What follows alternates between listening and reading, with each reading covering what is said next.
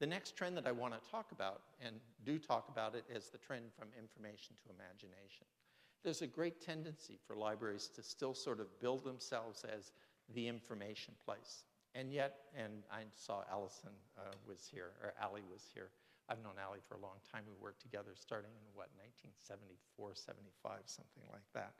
And when we first started working in the library at that time, 50% of the library's circulation was adult nonfiction. About another 12 or 13, 14% was children's nonfiction. So someplace between 65 and 70% of the circulation use of the public library, and that was almost the only thing that you did was circulate material, was some form of information, nonfiction information, adult and children's information.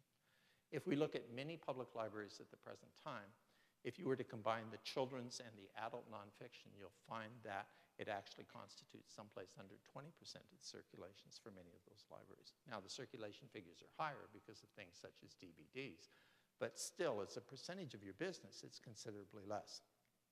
And it's clear, we all know the reasons that that exists, that we're not the place that people would automatically turn to for some forms of information.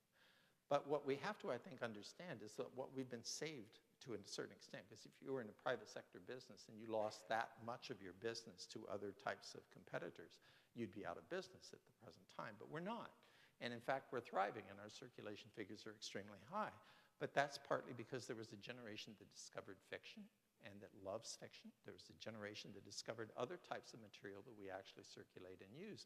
And we were saved not so much by design as almost, I would say, by luck to a certain extent, that the demographics meant that people were coming to the library for different reasons and finding it. And certainly information is still a component of our business, an important component of it. But it's not the one that we should hang our hat on and say that we are in the information business, because we're not.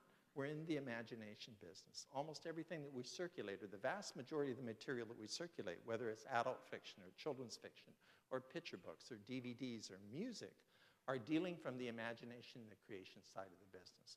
So we have to sort of reimagine or think of ourselves as being a place where people can discover things, where they can exercise their imaginations, and where they can actually begin to use that side of their brain when we're beginning to sort of talk about what a library is. I love, if you actually, one of the person who has some of the best quotes about the value of imagination is Albert Einstein, somebody that we think of as being absolutely factually based.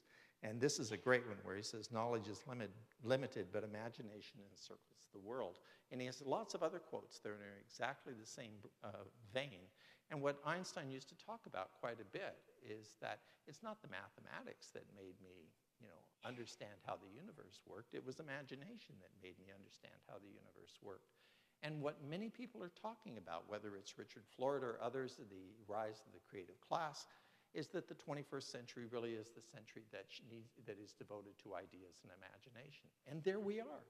That's the bulk of our business at the present time. So we should embrace that and build it into our persona of who we are and in terms of our mission.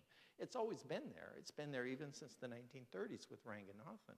Ranganathan, when he talked about libraries, he said people used libraries for really three reasons. They used it to discover things that they didn't know that they were going to discover when they went to the library.